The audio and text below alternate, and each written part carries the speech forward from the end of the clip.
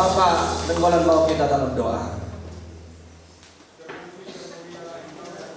Terima kasih.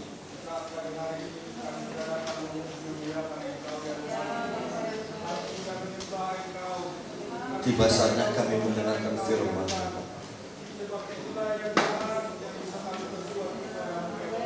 Amin. Amin.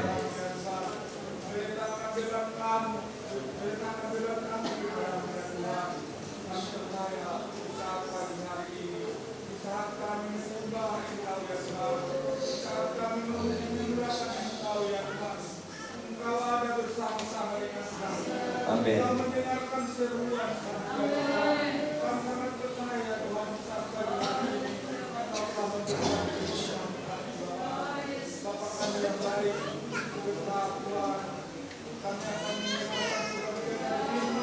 Benar.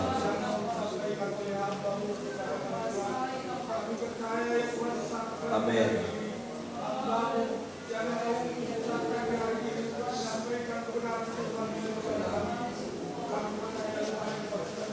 Jamaah kami.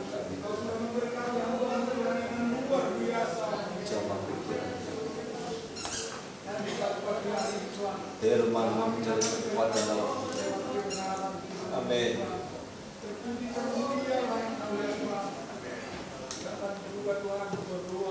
Benar. Amin.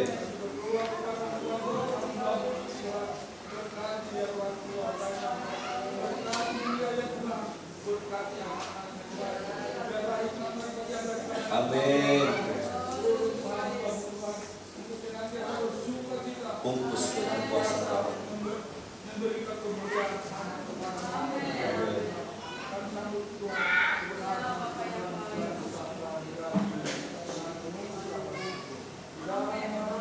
Dalam nama Tuhan Yesus. Amin. Silakan duduk saudara. Kami serahkan kepada hambanya yang menyampaikan kebenaran firman Tuhan.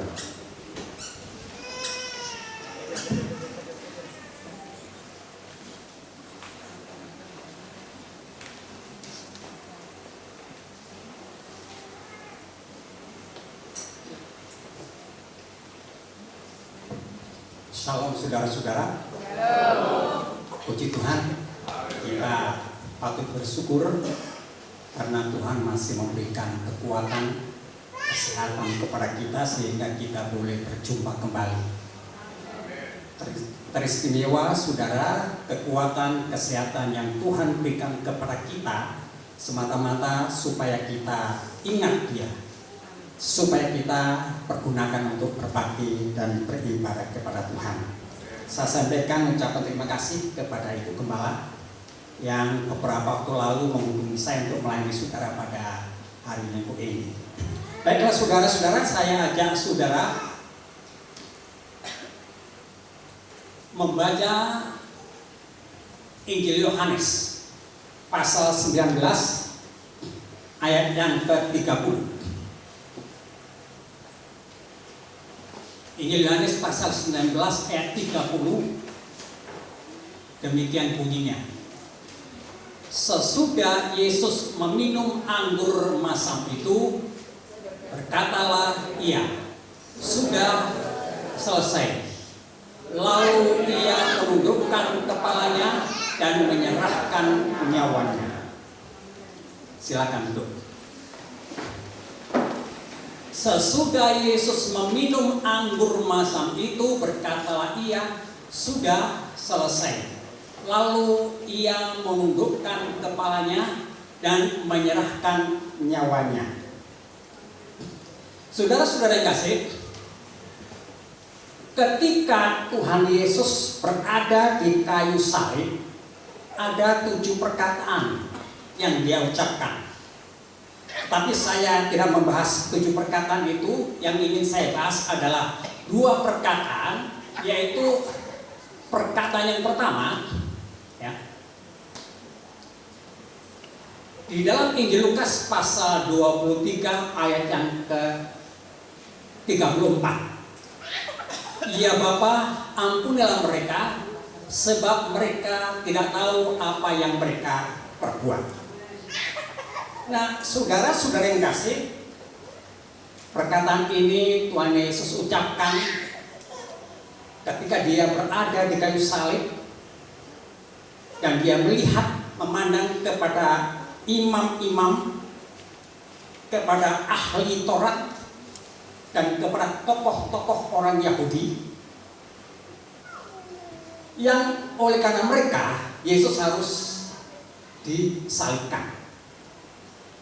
Kalau saudara perhatikan baik-baik, ada satu sebab, ada dua sebab mengapa imam-imam, ya, tokoh-tokoh orang Yahudi, ahli Taurat itu menyalibkan Yesus. Ada dua sebab. Yang pertama adalah pengharapan mereka itu tidak sesuai dengan realisasi atau tidak sesuai dengan realitas kenyataan yang dihadapinya. Orang-orang Yahudi, ahli Taurat dan juga para imam itu memang mereka memiliki pengharapan mesianis. Artinya mereka memang memiliki pengharapan untuk datangnya seorang Mesias. Namun saudara-saudara, pemahaman mereka, kalau Mesias itu datang, maka Mesias itu akan melakukan suatu tindakan untuk membebaskan orang-orang Yahudi secara politik dari pemerintahan Romawi. Karena pada saat itu saudara-saudara, orang-orang Yahudi itu berada di bawah pemerintahan kekaisaran Romawi. Orang-orang Yahudi ingin merdeka. Orang-orang Yahudi ingin bebas. Mereka ingin bebas seperti pada zaman Raja Daud, seperti pada zaman Sulaiman, memiliki kedaulatan penuh atas negara mereka.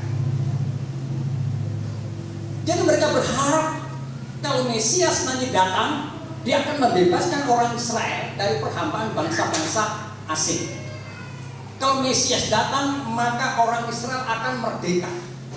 Tidak seperti bangsa-bangsa yang menjajah orang-orang Israel. Namun kenyataannya saudara-saudara, tidak seperti itu. Yesus datang setelah usia 30 tahun, tidak ada tanda-tanda pergerakan politik yang mengarah kepada kemerdekaan Israel, yang mengarah kepada tindakan di mana membebaskan bangsa Israel dari tangan orang Romawi. Itu yang pertama. Jadi orang Yahudi kecewa. Orang Yahudi kecewa karena harapannya itu tidak terpenuhi. Karena mereka menganggap bahwa kalau Mesias datang, dia akan bertindak secara politik, membebaskan mereka. Tetapi kenyataannya tidak seperti itu. Itu yang pertama. Lalu yang kedua, saudara-saudara, orang-orang Yahudi, imam-imam, dan juga tokoh-tokoh Israel, ahli Taurat, mereka merasa bahwa pengaruh mereka berkurang. Karena ketika Yesus itu ada, Yesus itu hadir, Yesus itu bekerja setiap hari, mengerjakan mujizat-mujizat, mengerjakan tanda ajaib, dan pengaruh Yesus Kristus itu semakin meluas. Orang-orang Israel semua, saudara-saudara, terpengaruh melihat bagaimana Yesus itu mengerjakan mujizat. Karena orang-orang Israel melihat bahwa tidak pernah ada mujizat yang dikerjakan oleh imam-imam. Tidak pernah ada mujizat yang dikerjakan oleh ahli Taurat, pemimpin-pemimpin agama, dan tokoh-tokoh orang Yahudi. Tidak pernah. Tapi ketika Yesus hadir, dia mengerjakan mujizat-mujizat yang memang tidak pernah terjadi. Orang Israel melihat bagaimana Yesus mengubah air menjadi anggur. Orang-orang Yahudi melihat bagaimana orang-orang yang bisu bisa berbicara, yang tuli bisa mendengar, yang buta bisa melihat, yang lumpuh berjalan. Dan lebih daripada itu juga orang-orang Yahudi melihat bahwa roti 5 ketel roti itu bisa mencukupi 5.000 orang lebih. Juga orang Yahudi melihat bagaimana Yesus itu berjalan di atas air. Orang Yahudi melihat bagaimana iblis atau setan itu tunduk kepada perintahnya. Dan lebih dahsyat lagi saudara-saudara, bagaimana orang-orang Yahudi itu melihat mukjizat yang dahsyat, yaitu ketika ada orang mati selama 4 hari dibangkitkan kembali. Mukjizat-mukjizat inilah yang menarik bangsa Yahudi, orang-orang itu datang kepadanya, sehingga dengan demikian saudara-saudara, pengaruh imam-imam, pengaruh tokoh-tokoh Yahudi, pengaruh guru-guru agama, pengaruh ahli-ahli Taurat itu makin hari makin berkurang, makin hari makin berkurang. Nah, itu sebenarnya mereka berkumpul bersama-sama. Kalau sudah baca dalam Injil Yohanes pasal 10 pasal 11 juga, mereka berkumpul bersama-sama sidang di dalam pertemuan mahkamah agama. Mereka mulai mengambil satu resolusi. Mereka mengambil satu keputusan bagaimana caranya menangkap Yesus. Kalau Yesus tidak ditangkap dan juga tidak dibunuh, maka orang-orang Yahudi ini semua akan datang mengikuti dia. Ketakutan yang lain yang datang ialah kalau Yesus sampai mengerjakan mujizat-mujizat, kemudian bangsa Yahudi datang kepadanya, maka akan timbul kecurigaan dari kerajaan atau dari Kaisar Romawi, sehingga demikian orang Yahudi akan kehilangan tempat ibadahnya dan lain sebagainya. Oleh karena itu mereka berkumpul bersama-sama mengambil keputusan, kita harus tangkap, kita harus singkirkan, kita harus bunuh. Jadi kita melihat saudara-saudara yang kasih, ada kebencian, ada iri hati yang ada di dalam hati imam-imam, tokoh-tokoh agama, pemimpin-pemimpin orang Yahudi. Ada kebencian, yang ada iri hati karena melihat pengaruh Tuhan Yesus makin lama makin besar, makin lama makin besar. Lalu kemudian saudara-saudara, mereka mencari jalan bagaimana. Lalu mereka cari-cari alasan. Dan kemudian dibawalah di sidang yang dipimpin oleh Pilatus. Sebenarnya Pilatus tidak menemukan kesalahan. Pilatus mengatakan, saya tidak menemui kesalahan orang ini. Tapi dia didesak oleh imam-imam, didesak oleh pemimpin-pemimpin Yahudi, harus dibunuh, harus disalibkan. Nah, akhirnya saudara, Pilatus tidak dapat berbuat apa kecuali hanya menuruti mereka, menuruti keinginan mereka. Ketika Yesus di atas kayu salib, orang-orang Yahudi masih memiliki hati yang dendam, hati yang iri, ingin melampiaskan kebenciannya, sehingga mengolok-olok Yesus, mengucapkan kata-kata yang menghujat nama Yesus. Ketika mereka melihat dan memandang Yesus di atas kayu salib, pandangan matanya penuh dengan kebencian. Pandangan matanya penuh dengan kebencian terhadap Yesus. Tetapi ketika Yesus Kristus memandang mata mereka penuh kebencian, mata Yesus memandang mereka, memandang dengan penuh belas kasihan. Jadi ketika Yesus melihat mata mereka dipenuhi kebencian, iri hati, dendam, tapi ketika Yesus memandang orang-orang seperti ini, bukan memandang dengan kejengkelan, bukan memandang dengan awas nanti, dendam, bukan memandangnya dengan hati yang sakit, tapi sebaliknya memandang imam-imam, orang-orang Yahudi, tokoh-tokoh agama, pemimpin-pemimpin, guru-guru yang itu memandang dengan penuh belas kasihan. Ketika Yesus memandang mereka dengan penuh belas kasihan, itulah sebabnya saudara-saudara, ungkapan ini, ungkapan yang pertama, perkataan yang pertama yang diucapkan oleh Yesus, ya Bapa, ampuni mereka, karena mereka tidak tahu apa yang mereka perbuat. Nah, coba bayangkan saudara, kalau Yesus itu penuh dengan dendam, kalau Yesus itu sakit hati, kalau Yesus itu sekali waktu ingin membalas, ucapan mulutnya tidak seperti ini. Ucapan mulutnya tidak akan menyatakan pengampunan. Bahkan mungkin saudara-saudara, saya dapat gambarkan orang yang disalib di kiri kanan itu mereka menghujat, mengumpat, menghina, menista, pokoknya kata-kata yang sangat kotor itu keluar dari mulut orang yang disalib kiri kanan ini. Karena kesakitannya luar biasa, karena penderitaan yang luar biasa yang mereka rasakan ketika mereka berada di kayu salib. Tapi Yesus tidak seperti itu. Sekalipun Yesus itu merasakan penderitaan yang dahsyat di atas kayu salib, sekalipun Yesus merasakan penderitaan yang luar biasa di atas kayu salib, tapi belas kasihan Yesus itu tetap mengalir. Belas kasihan Yesus tetap, saudara, mengalir kepada orang-orang. Bukan hanya kepada orang-orang yang mengasihi dia saja, bukan kepada orang-orang yang mencintai dia saja, tetapi belas kasihan Yesus juga mengalir kepada orang-orang yang membenci kepada dia.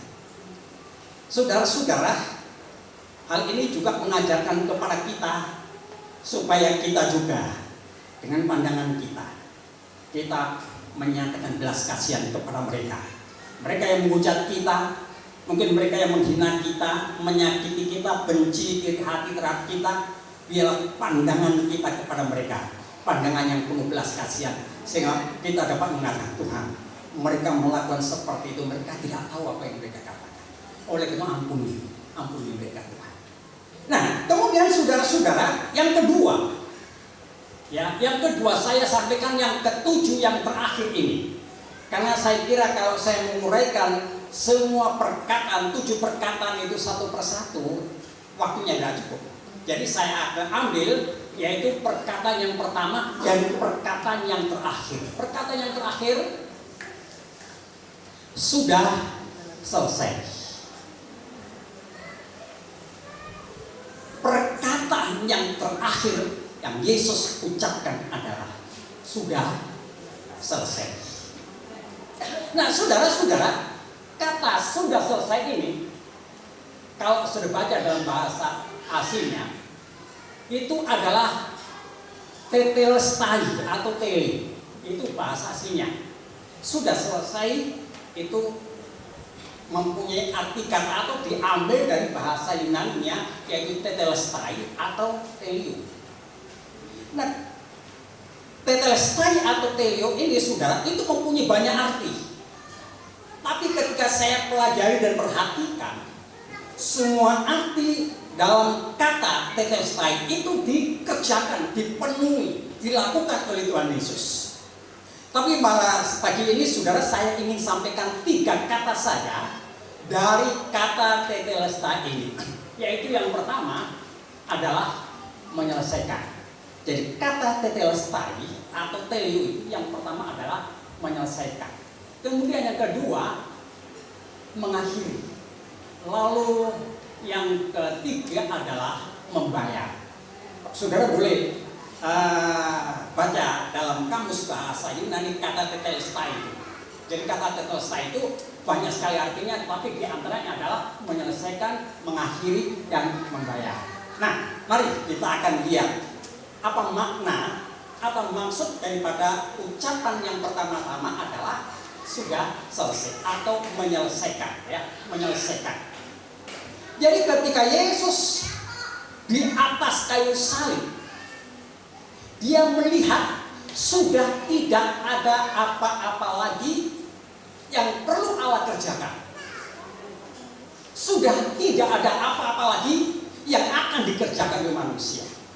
Maka Yesus berkata, tetelestai, sudah selesai. Nah, mari kita lihat arti yang pertama, arti daripada tetelestai yaitu menyelesaikan, di dalam Yohanes pasal 17 ayat 4. Aku telah mempermuliakan engkau di bumi dengan jalan menyelesaikan pekerjaan yang engkau berikan kepadaku untuk melakukannya. Ini merupakan doa Tuhan Yesus. Jadi ketika beberapa saat Yesus ditangkap, Yesus menyerahkan diri, Yesus disalib, dia berdoa kepada Bapa di sorga. Dia berkata, aku telah mempermuliakan namamu. Aku telah mempermuliakan nama Bapa dengan jalan menyelesaikan pekerjaan yang Tuhan yang Bapa serahkan kepada saya, menyelesaikan pekerjaan. Nah, saudara-saudara, pekerjaan apa yang Yesus kerjakan? Pekerjaan apa yang Yesus lakukan dan dia selesaikan? Saya ajak untuk berikutnya. Ibrani pasal 5, 8-9. Dan sekalipun ia adalah anak, ia telah belajar menjadi taat. Sekalipun dia adalah anak Allah, sekalipun dia adalah anak Allah, dia belajar menjadi taat dari apa yang dideritanya. Dan sesudah yang mencapai kesempurnaannya, yaitu teleo, menyelesaikan pekerjaannya, mengakhiri dengan kemenangannya, maka ia menjadi pokok keselamatan abadi bagi semua orang yang taat kepadanya. Nah, saudara-saudara, saya kira tidak ada orang Kristen yang tidak tahu bahwa ketika Adam dan Hawa itu ada di Taman Eden, mereka jatuh dalam dosa. Dan ketika mereka jatuh dalam dosa, apakah Tuhan berkata begini? Ini manusia telah memberontak kepada aku. Manusia ini telah jatuh dalam dosa, telah melanggar perkataan. Oleh bebek, aku binasakan saja, lalu aku menciptakan manusia baru. Apakah seperti itu, saudara-saudara? Tidak. Kenyataannya apa? Kenyataannya saudara dan saya ini keturunan Adam dan Hawa. Kalau andai kata Adam dan Hawa jatuh dalam dosa, kemudian Tuhan singkirkan, maka tidak akan terkenal bahwa Adam dan Hawa itu adalah nenek moyang manusia, nenek moyang saudara saya. Tetapi saudara-saudara, kenyataannya bahwa Adam dan Hawa setelah jatuh dalam dosa, Allah tidak membinasakan mereka. Allah tidak menciptakan manusia baru lagi. Allah tidak menciptakan orang lain lagi untuk memenuhi bumi ini. Tidak. Tetapi justru sebaliknya, ketika Adam dan Hawa jatuh dalam dosa, maka mulai saat itu upaya penyelamatan Adam dan Hawa dikerjakan oleh Allah. Jadi ketika Adam dan Hawa jatuh dalam dosa, mereka tidak dibinasakan, tetapi justru Allah mengupayakan untuk menyelamatkan mereka dari dosa mereka itu. Lalu secara singkat saudara, kita melihat kemudian upaya-upaya penyelamatan manusia itu dapat saudara lihat di dalam kitab Taurat. Di mana dalam kitab Taurat setiap kali orang itu beribadah berbakti kepada Allah, mereka harus membawa korban-korban. Mereka harus membawa persembahan-persembahan. Mereka harus memenuhi ritual-ritual yang ditentukan oleh Allah. Supaya apa? Supaya ketika mereka melakukan syarat-syarat yang ditentukan oleh Allah, mereka diterima oleh Allah. Syarat ketentuan atau boleh dikatakan hukum seremonial ini, saudara-saudara, ini bukan hakikat yang sebenarnya. Ini hanya merupakan suatu lambang. Ya. Oleh karena itu, saudara, sebagai lambang, mereka harus melakukannya setiap saat. Coba bayangkan berapa banyak domba atau binatang-binatang seperti lembu, kambing yang harus dikorbankan setiap hari supaya mereka itu diterima oleh Allah. Karena setiap orang melakukan kesalahan, untuk menebus kesalahan mereka itu, maka mereka harus mengorbankan domba, mereka harus mengorbankan lembu, mereka harus mengorbankan kambing. Itu setiap saat. Nah, imam harus melakukan ini. Setiap saat imam harus melakukan itu. Nah, ini saudara-saudara bukan merupakan hakikatnya, tapi ini merupakan hukum seremonial yang akan digenapi di kemudian hari. Boleh dikatakan pada saat dilakukan ibadah-ibadah korban ini, itu Allah menunjukkan bahwa Allah sedang merencanakan, Allah sedang mengupayakan penyelamatan manusia itu. Lalu kemudian kita melihat saudara-saudara, penyelamatan manusia itu kemudian digenapi sepenuhnya oleh Tuhan Yesus. Karena ketika Yesus mati di atas kayu salib, Penyelamatan manusia itu sudah genap, sudah selesai, sudah beres. Dan tidak ada hal-hal lain yang perlu dikerjakan oleh manusia. Tidak ada hal yang perlu dikerjakan oleh Allah lagi bagi penyelamatan manusia. Karena apa? Karena pengorbanan Kristus di atas kayu salib itu sudah menyelesaikan karya penyelamatan itu.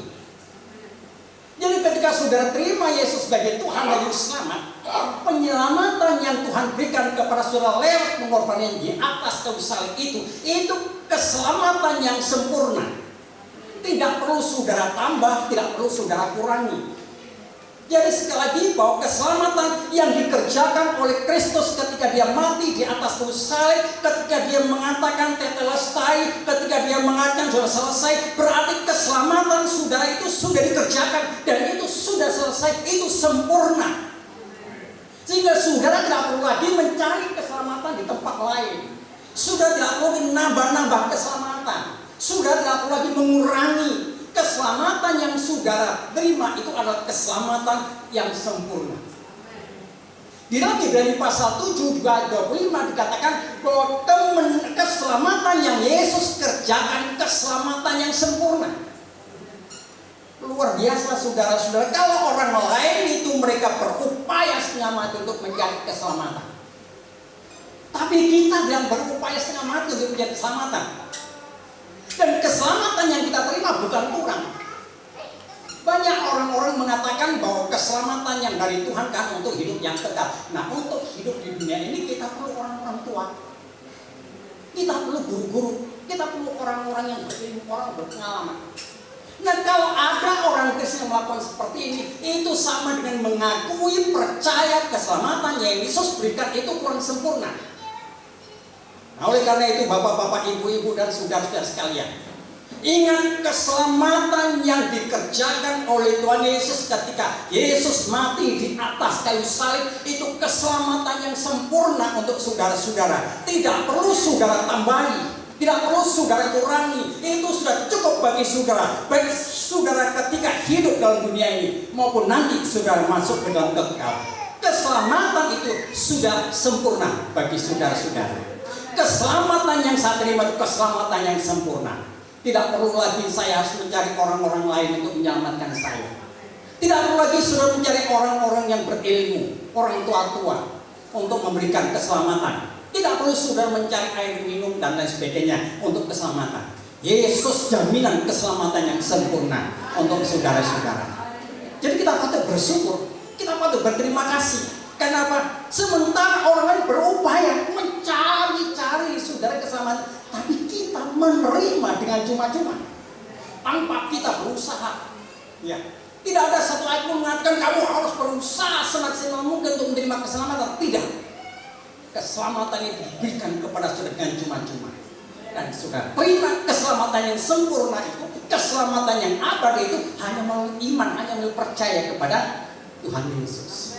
Ini luar biasa. Jadi orang Kristen itu tidak ada alasan untuk khawatir, untuk takut.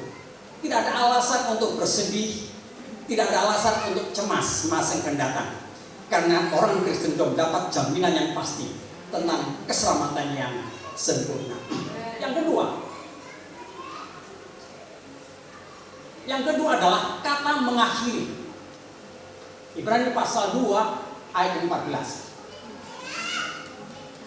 Karena anak-anak itu adalah anak-anak dari darah dan daging, maka ia juga menjadi sama dengan mereka dan mendapat bagian dalam keadaan mereka, supaya oleh kematiannya ia memusnahkan, ia menghancurkan, ia mengakhiri dia, yaitu iblis yang berkuasa atas maut. Saya mendapatkan satu versi yang lain.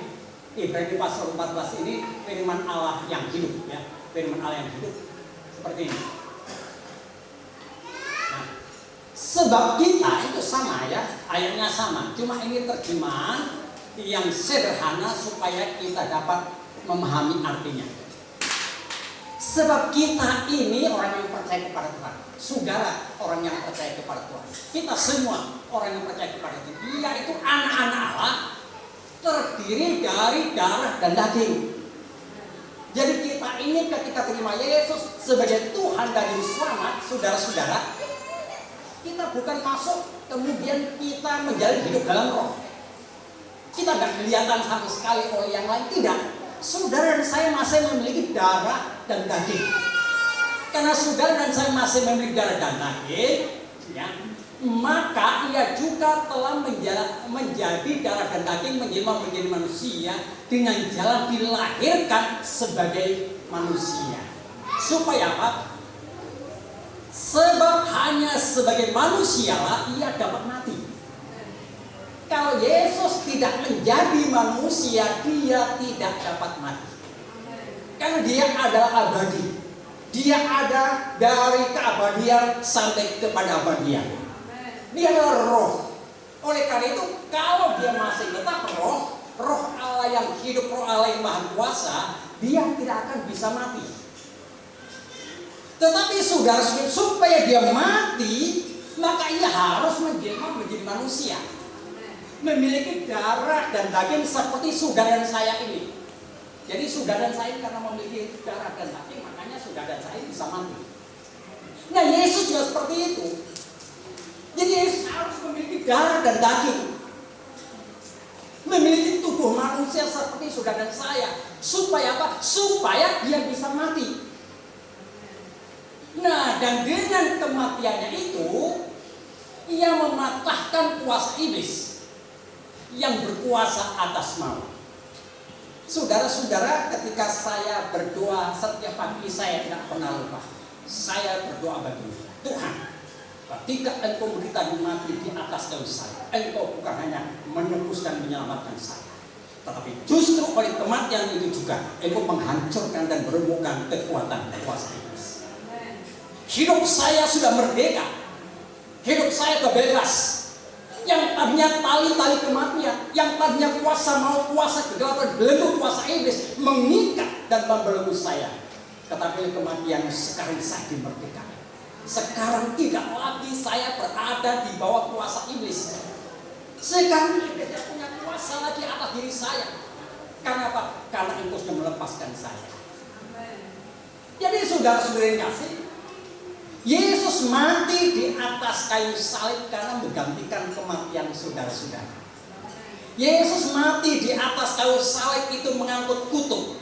Kutuk itu sering jatuh menimpa atas hidup saudara. Yesus mati di atas kayu salib itu menanggung hukuman. Hukuman itu sering jatuh menimpa saudara karena kita ini disebut orang berdosa. Tapi Yesus mati di atas kayu salib menanggung semua kutuk itu. Mengangkat semua murka Allah, mengangkat semua kejahatan kita, dia tanggung di atas kayu salib sehingga saudara dan saya ini ditebus dan diselamatkan. Kalau saudara dan saya ini tidak ditebus dan tidak diselamatkan, saudara akan binasa untuk selamanya. Saudara akan mati, saudara akan terhilang untuk selama-lamanya.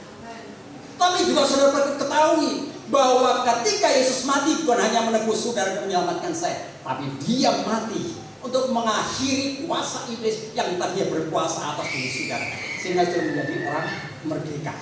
Nah, coba lihat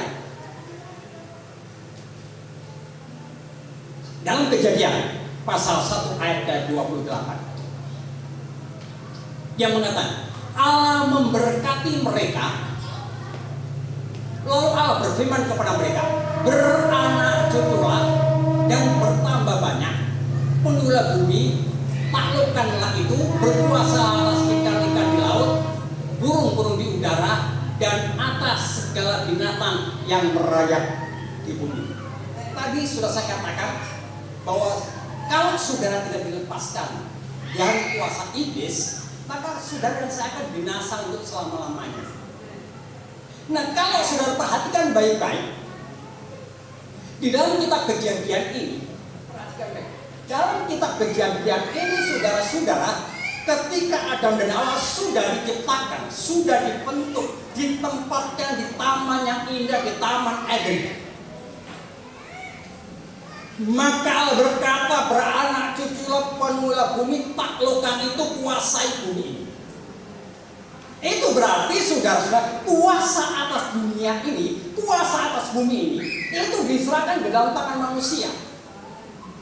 Allah tidak pernah menyerahkan bumi ini, kuasa atas dunia ini ke tangan iblis, tidak pernah.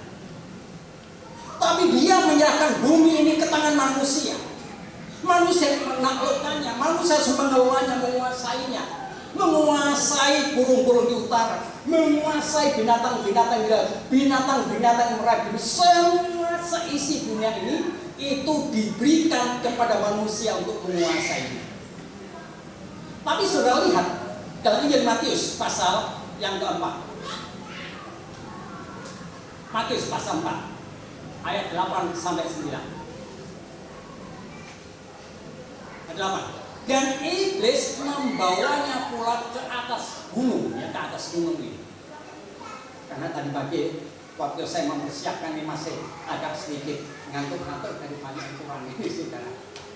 Dan iblis membawanya pula ke atas gunung yang sangat tinggi dan memperlihatkan kepadanya semua kerajaan dunia dengan segala kemegahannya. Lalu kemudian dan berkata kepada Yesus, semua itu akan kuberikan kepadamu, semua dunia yang indah, dunia yang megah ini, dunia yang luar biasa megahnya ini akan aku berikan kepadamu jika engkau sujud menyembah aku.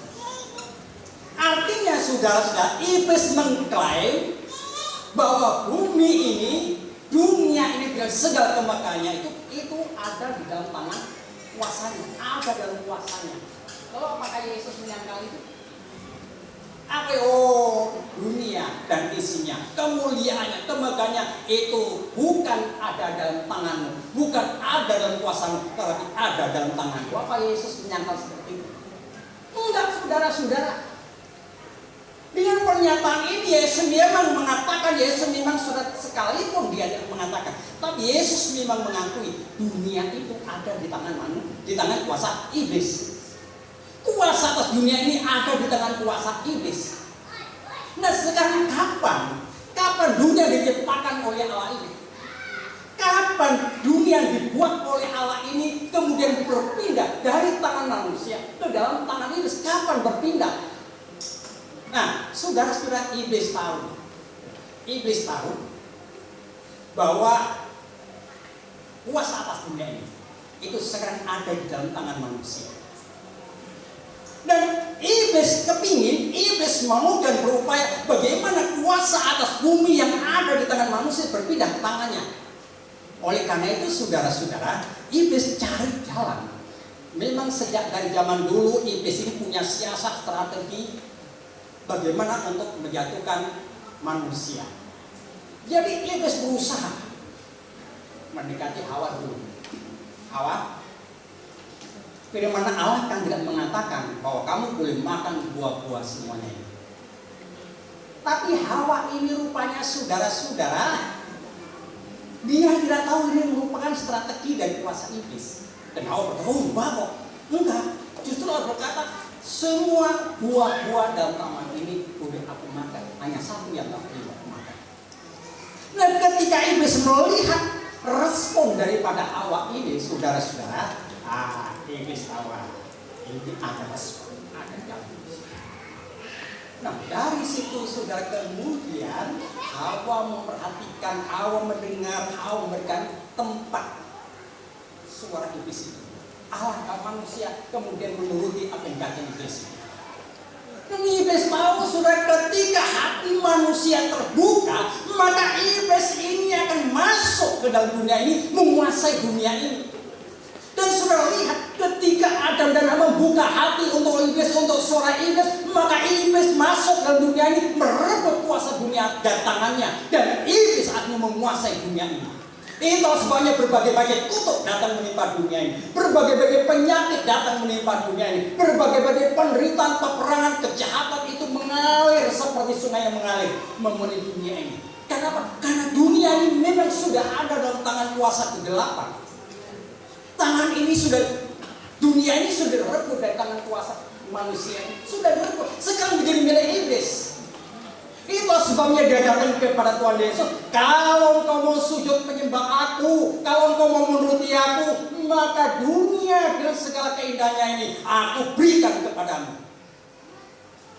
Yesus tahu merupakan siasat dan strategi iblis. Tapi Yesus tidak menolak. Tetapi Yesus hanya memberi menolak. Enyalah engkau iblis. Sebab ada tertulis, sembahlah Tuhan Allah. Jadi saudara-saudara kasih, iblis sudah menguasai dunia ini. Dan saudara lihat apa yang akan terjadi pada akhir zaman ini. Berbagai-bagai mujizat yang dikerjakan iblis akan terjadi. Berbagai-bagai cara siasat daripada iblis untuk menyesatkan manusia, membinasakan dunia ini.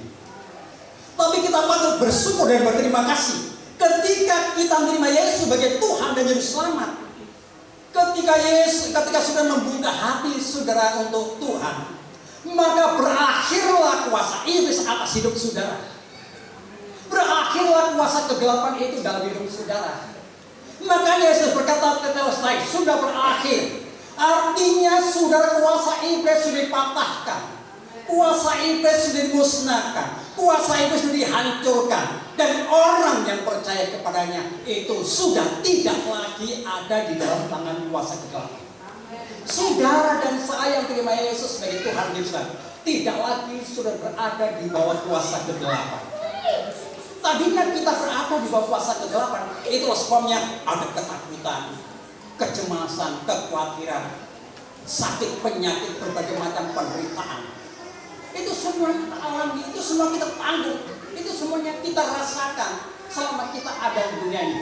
Tetapi saudara-saudara, ketika sudah membuka hati untuk Tuhan, kecemasan saudara diangkat, kekhawatiran sudah diangkat, ketakutan sudah diangkat, segala macam penderitaan sudah diangkat. Masa depan yang penuh kegelapan itu sekarang diganti dengan masa depan yang penuh pengharapan. Kematian yang kan sudah tanggung di kemudian hari itu semuanya sudah dilenyapkan, dilepaskan, dan saudara akan menerima hidup yang kekal. Kenapa? Karena saudara dan saya tidak lagi berada di bawah kuasa iblis. Kuasa iblis sudah berakhir atas hidup kita. Makanya kalau kita menghadapi tantangan dan serangan kuasa kegelapan, saudara katakan, saya tidak lagi berada dalam kuasa. Kemenangan kita, saudara-saudara, kemenangan kita atas kuasa iblis, kalau kita mendemonstrasikan apa yang Yesus kerjakan di atas kayu salib, bahwa Yesus sudah mengakhiri kuasa iblis di dalam kehidupan saya dan kehidupan saudara, dan sudah menjadi orang-orang yang merdeka. Oleh karena itu saudara-saudara, orang yang percaya kepada Tuhan tidak perlu ragu-ragu, tidak perlu takut, tidak perlu bimbang. Lagi pula sudah pegang teguh, jangan sampai sudah kehilangan jaminan keselamatan yang pasti ini. Kalau begitu banyak anak-anak muda yang tergelincir, kemudian mereka meninggalkan Tuhan. Ya, mereka meninggalkan Tuhan, mereka murtad, meninggalkan iman yang kokoh, meninggalkan jaminan keselamatan yang pasti. Mereka tinggalkan untuk pergi ke sana. Di sana tidak ada jaminan yang pasti tentang keselamatan. Tapi mari saat ini, ketika saudara mendengar firman Allah ini, saudara mengambil keputusan, saya akan berdiri teguh. Saya akan berdiri teguh sampai titik terakhir langkah saya. Sehingga demikian saudara, kalau sudah mengambil komitmen untuk tetap berdiri teguh sampai akhir hidup saudara, percaya Roh Kudus akan memberikan kekuatan kepada saudara. Roh Kudus akan membela saudara. Roh Kudus akan terus menopang hidup saudara, sehingga saudara sampai kepada langkah terakhir. Bukankah kita berdoa, Tuhan tolong berikan saya kesetiaan, bukan setahun 2 tahun, tapi saya mau supaya saya setia kepadamu sampai titik terakhir nama saya, sampai langkah terakhir. Karena Yesus berkata, barang siapa yang bertahan sampai akhir akan diselamatkan. Nah, kita lihat yang ketiga, kata tetelestai juga mempunyai kata sudah dibayar atau membayar. Jadi Yesus Kristus di atas kayu salib itu sudah membayar. Nah, membayar apa saudara? Kita lihat dulu dalam kitab Mazmur ya. Ayat yang ke-8. Tidak seorang pun dapat membebaskan dirinya atau memberikan tebusan kepada ganti nyawanya, tidak ada seorang pun. Kemudian Karena apa?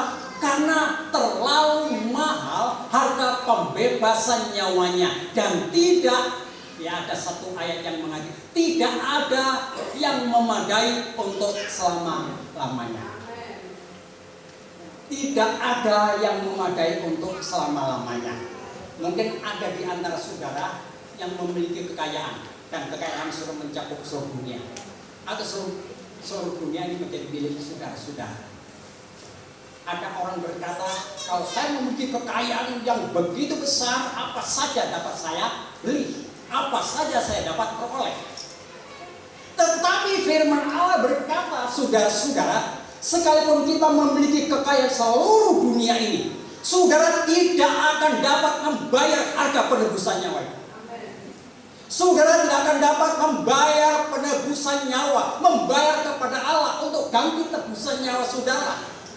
Kenapa? Karena terlalu mahal. Nyawa saya terlalu mahal. Nyawa saya terlalu mahal. Oleh karena itu saudara, karena nyawa kita manusia terlalu mahal, itu sebabnya Yesus rela mati di atas kayu salib. Karena Yesus tahu tidak ada sesuatu apapun yang dapat menggantikan harga penebusan nyawa saudara. Kekayaan saudara, jabatan saudara, posisi saudara, semua tidak ada yang dapat saudara pakai untuk menebus nyawa saudara dari lubang kubur. Yesus tahu itu, tahu sebabnya Yesus mau mati di atas kayu salib. Kematiannya di atas kayu salib itu membayar harga penebusan nyawa saudara-saudara. Kematiannya di atas kayu salib membayar harga penebusan nyawa saya. Ketika saya berdoa, Tuhan, Engkau sudah membayar harga penebusan nyawa saya. Sekarang saya tidak dapat berbuat apa-apa, kecuali hanya dapat membawa hati saya, membawa hidup saya persembahkan kepadamu. Lalu Petrus juga mengatakan demikian juga, saudara. Dalam 1 Petrus. Demikian dalam 1 Petrus pasal 1 ayat 12. Sebab kamu tahu, orang-orang Kristen, orang yang percaya kepada Tuhan harus tahu, saudara harus tahu bahwa kamu telah ditebus. Kamu telah ditebus dari cara hidup yang lama, yang sia-sia, yang kamu warisi dari nenek moyangmu. Itu bukan dengan barang fana, bukan pula dengan emas dan perak. Lalu, melainkan dengan darah yang mahal, yaitu pengorbanan Kristus di atas kayu salib. Darahnya itu sama seperti darah anak domba yang tak bernoda dan tak bercacat celah. Haleluya. Kita tidak perlu saudara berupaya untuk mencari penebusan bagi nyawa kita. Kalau dulu waktu saya masih punya kepercayaan namanya Sabto Dharma, saudara, setiap tahun itu kami orang-orang Sabto Dharma dulu itu harus membawa satu sajen-sajen, ada ingkung segala macam untuk membayar harga penebusan. Jadi setiap tahun ketika kami orang-orang Sabto Dharma pada masa itu saudara-saudara mengadakan ritual penebusan, maka saya punya rasa saya sudah ditebus, saya sudah ditebus. Tetapi saudara-saudara yang kasih, firman Allah dengan jelas menyatakan bahwa kamu telah ditebus dengan cara hidup yang lama, cara hidup yang akan berakhir dalam kematian, cara hidup yang sia-sia, yang kamu warisi, yang kamu miliki dari nenek moyangmu. Itu bukan dengan barang fana, bukan dengan emas perak, bukan dengan kekayaan, tetapi saudara dibayar harga penebusannya itu dengan darah Yesus ketika dia mati di atas dosa. Darahnya tercurah dan darah ini adalah darah penebusan bagi saudara-saudara. Darah itu bukan hanya menebus saudara, tapi darah itu menjadi benteng bagi saudara. Dan oleh darah itu kuasa iblis dihancurkan dan dipatahkan. Oleh karena itu saudara, saya ingin ajak saudara, mungkin saat ini situasi dan kondisi aman-aman saja, situasi dan kondisi tenang-tenang saja. Kita tidak tahu berapa bulan kemudian situasi dan kondisinya akan berubah. Kita tidak tahu berapa tahun kemudian situasi dan kondisi ini akan berubah. Mungkin bagi kita orang yang percaya ini kelihatannya tenang-tenang saat ini, nggak ada gangguan, nggak ada intimidasi dan sebagainya. Kita tidak tahu berapa tahun yang akan datang. Tetapi yang dikata itu terjadi, saudara-saudara. Pandang Yesus ketika dia mati di atas kayu salib. Dia telah menyelesaikan pekerjaan atau karya penyelamatan bagi saudara. Dia sudah mengakhiri kuasa kegelapan yang berkuasa hidup saudara. Dan dia sudah membayar harga penebusan itu bagi saudara-saudara. Kuatkan, teguhkan iman saudara. Apapun yang sudah hadapi, kesulitan, kesukaran, tantangan-tantangan yang sudah hadapi, biar jangan sampai itu menggoyahkan hati saudara. Tapi justru sudah berkata, aku lebih daripada pemenang. Karena apa? Karena Kristus sudah menang di atas kayu salib. Kita lihat selanjutnya saudara. Sebab kamu telah dibeli dan harganya telah lunas dibayar. Saudara telah dibeli dan harganya lunas dibayar. Karena itu muliakanlah Allah dengan itu. Nah, karena saudara ini sudah dibeli, harganya yang begitu mahal sudah lunas dibayar. Dan saudara perlu ketahui, bukan hanya roh saudara saja dibeli. Bukan hanya Tuhan menyelamatkan roh saudara saja. Tapi dia juga sudah menyelamatkan tubuh saudara. Dia juga menebus tubuh saudara sehingga tubuh kita bukan lagi milik kita lagi, tapi itu milik Allah. Oleh karena itu kita patut pergunakan tubuh ini untuk memuliakan Allah. Kita menggunakan tubuh kita datang ke gereja. Kita pakai mulut kita memuji dan memuliakan Allah. Kita pakai tangan kita untuk melayani pekerjaan Allah. Kita pakai kaki kita ini untuk berjalan mencari jiwa-jiwa. Kita pakai seluruh kita ini untuk menjadi hormat dan kemuliaan Allah. Saya lanjutkan lagi saudara-saudara. Kembali Yohanes pasal 19 ayat 3. Bagian yang B. Ya, saya baca semua. Sesudah Yesus meminum anggur masam itu, berkatalah ia, sudah selesai, selesai. Lalu ia menundukkan kepalanya dan menyerahkan nyawanya. Lalu ia menundukkan kepalanya, menyerahkan nyawanya. Saudara, Yesus menyerahkan nyawanya. Dia menyerahkan nyawanya bukan karena terpaksa, bukan karena sudah tidak ada jalan keluar. Sudah bukan karena memang Yesus tidak dapat atau tidak mampu berbuat apa-apa. Tidak. Yesus memang sejak semula datang ke dalam dunia, tujuannya adalah untuk membayar harga penebusan nyawa kita. Itulah sebabnya dia ketika melihat segala sesuatu sudah selesai, dia bilang selesai, lalu dia menyerahkan nyawanya. Saya pernah baca saudara-saudara di media sosial. Ada orang-orang di seberang sana mengatakan, Tuhannya orang Kristen adalah Tuhan yang lemah tak berdaya. Tuhan yang mudah dikejar-kejar oleh manusia. Tuhan yang bisa ditangkap, disiksa, dianiaya. Bahkan Tuhan yang bisa dibunuh oleh manusia. Itulah Tuhannya orang Kristen, katanya saudara. Tetapi saya ingin sampaikan, memang benar Yesus menyerahkan dirinya, mati di atas kayu salib, tetapi sekali lagi bukan karena dia tidak mampu berbuat apa-apa. Bukan karena dia ini memang tidak ada jalan keluar. Bukankah saudara ketika Yesus ditangkap di taman Getsemani, Simon Petrus mengambil parang, kemudian dia memotong kepala hamba imam besar. Yesus ambil telinganya, pasang kembali, dan Yesus berkata, Petrus, sarungkan kembali pedangmu.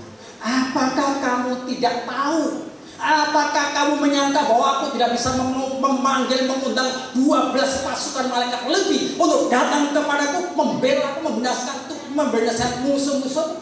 Aku bisa, Petrus. Aku bisa lakukan itu. Aku bisa membela diriku sendiri. Aku bisa. Tapi kalau aku melakukan itu, bagaimana karya penyelamatan Allah dapat digenapi? Bagaimana kuasa iblis dapat diakhiri? Bagaimana dosa manusia bisa dibebaskan? Bagaimana manusia bisa diselamatkan? Yesus sanggup melakukan itu. Oleh karena itu dia memang datang ke dalam dunia ini untuk menyerahkan nyawanya, untuk menebus saudara, menyelamatkan saudara, dan juga untuk mengakhiri supaya sudah tidak lagi berada di bawah kuasa kegelapan. Juga Sudah Yesus sudah membayar harga penyelamatan itu lewat pengorbanan di atas kayu salib. Oleh karena itu saudara-saudara, mari kita sangat muliakan Dia. Tidak ada pribadi yang seperti Dia. Tidak ada pribadi seperti pribadi Yesus yang sudah mengerjakan perkara yang dahsyat di atas kayu salib. Tidak ada. Tapi pribadi Yesus yang maha besar, yang dahsyat itu semua Yesus kerjakan di atas kayu salib untuk keselamatan kita semua. Mari kita kuatkan iman kita. Kalau selama ini saudara masih berkecimpung dalam dosa, saudara tidak layak saudara hidup dalam dosa. Saudara tidak layak lagi saudara hidup di bawah kuasa dosa. Tidak layak, tidak pantas. Karena Kristus sudah membayar harga mahal supaya saudara lepas dari kuasa iblis, lepas daripada dosa. Dan mari hidup saudara kita pakai. Mari hidup kita pakai untuk memuliakan nama Allah. Mari kita pakai berdiri saudara. Saya sudah nyanyikan satu nyanyian. Bukan dengan barang fana kau menebus diri.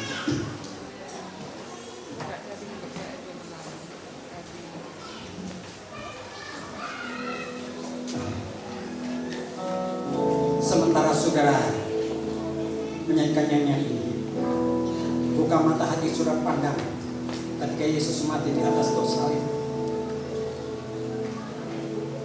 Dia menundukkan kepalanya dan menyerahkan nyawanya. Dia lakukan itu untuk menyelesaikan karya penyelamatan yang sudah Allah rancangkan. Dia lakukan itu untuk mengakhiri kuasa iblis atas hidup saudara. Dia lakukan itu untuk membayar harga penebusan nyawa yang terlalu mahal dan tidak mungkin saudara dapat bayar. Dia lakukan itu. Sementara saudara menyanyikan nyanyian ini, buka hati saudara, pandang Yesus di atas kayu salib.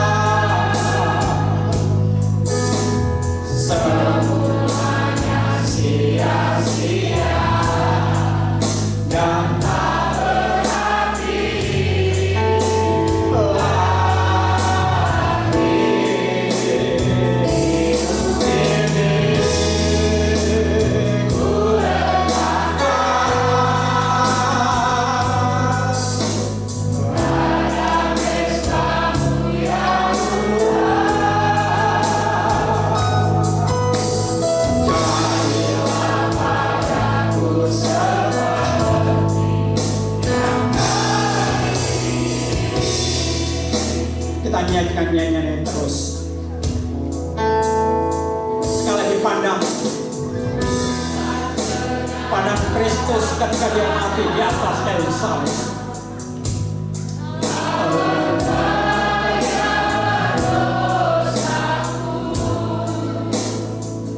Mungkin ada di antara saudara yang ingin memperbaharui komitmen saudara di hadapan Tuhan, mengatakan kepada Tuhan, kami akan tetap setia, kami akan tetap setia sampai pada akhir hidup kami, Tuhan.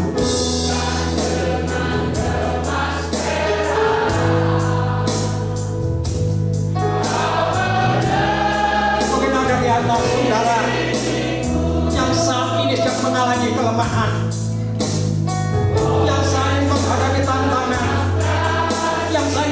beban berat, imannya menjadi lemah, dan sudah membutuhkan doa, silakan kembali ke depan. Biarlah sudah dijamah oleh Roh Kudus. Biarlah Roh Kudus jamah setiap hati saudara, memberikan kekuatan yang baru.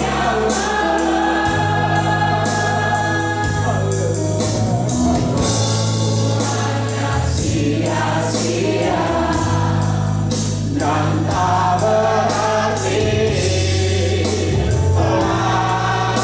lagi hidup ini ku letakkan pada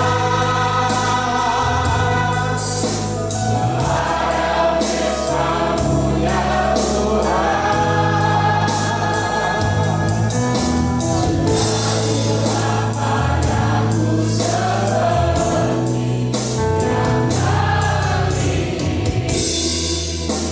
saudara-saudara, sekali lagi buka mata hati saudara. Biarlah kematian Kristus di atas kayu salib terukir dengan jelas di dalam hati saudara. Dia mati oleh karena menyelesaikan karya penyelamatan bagi saudara. Dia mati di atas kayu salib memberikan keselamatan yang sempurna kepada saudara. Dia mati di atas kayu salib supaya kuasa iblis tidak lagi berkuasa atas hidup saudara. Dia mengakhiri kuasa iblis dalam kehidupan saudara. Dia mati di atas kayu salib. Dia membayar harga penebusan nyawa saudara-saudara. Sekali lagi mungkin ada di antara saudara yang saat ini mengalami iman yang lemah, tantangan dan beban berat membuat hati saudara menjadi dingin, membuat hati saudara menjadi lemah, dan saudara perlu didukung dalam doa. Saudara boleh maju ke depan, serahkan hidupmu, serahkan hidup saudara, mintalah jamahan Roh Kudus supaya saudara memperoleh kekuatan yang baru. Haleluya. Katakan lagi, haleluya, haleluya. Katakan lagi kepada Tuhan.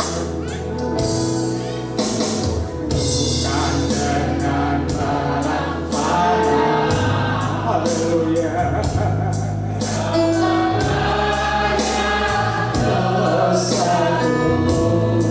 Haleluya. Hadirlah Roh Kudus. Hadirlah Roh Kudus di tengah-tengah kami. Jamah setiap umat-umatmu saat ini. Jamah pribadi lepas pribadi. Jangan ada satu pun yang terlalui. Jangan ada satu pun yang terlewati. Roh Kudus, Engkau mengerjakan perkara-perkara baru. Engkau membuka rahasia kebenaran-Mu Tuhan. Celekan mata kami supaya kami dikuatkan, diteguhkan, dan memberikan hati kami.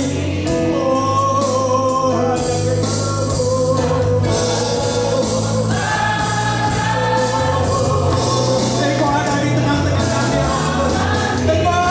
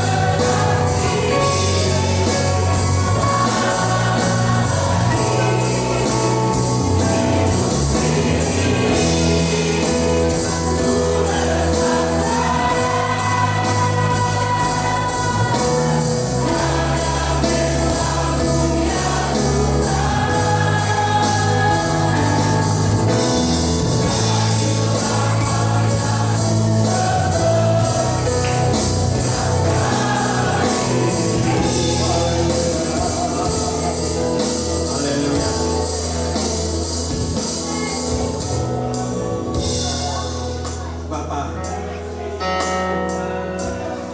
Engkau ada di tengah-tengah kami. Engkau mengerti bagian-bagian dalam yang ada dalam lubuk hati kami. Tidak ada yang tersembunyi. Engkau mengerti beban berat, Engkau mengerti pergumulan, Engkau mengerti tantangan yang mereka hadapi. Tetapi Engkau jawaban mereka saat ini. Engkau memberikan kekuatan kepada mereka. Biarlah mereka bangkit menjadi terang-Mu Tuhan, bangkit menjadi saksi-Mu Tuhan. Dengan urapan kuasa Roh Kudus, mereka boleh menjadi saksi-Mu. Bagi mereka jiwa-jiwa datang kepadamu.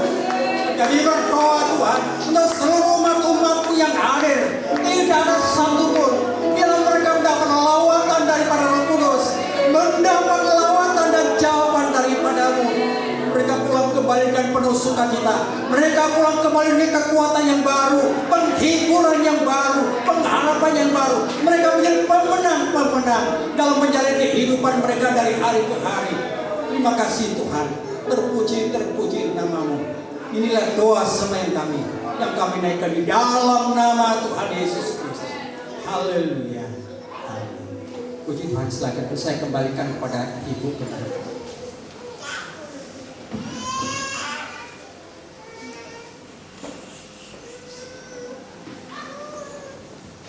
Terima kasih buat hambanya.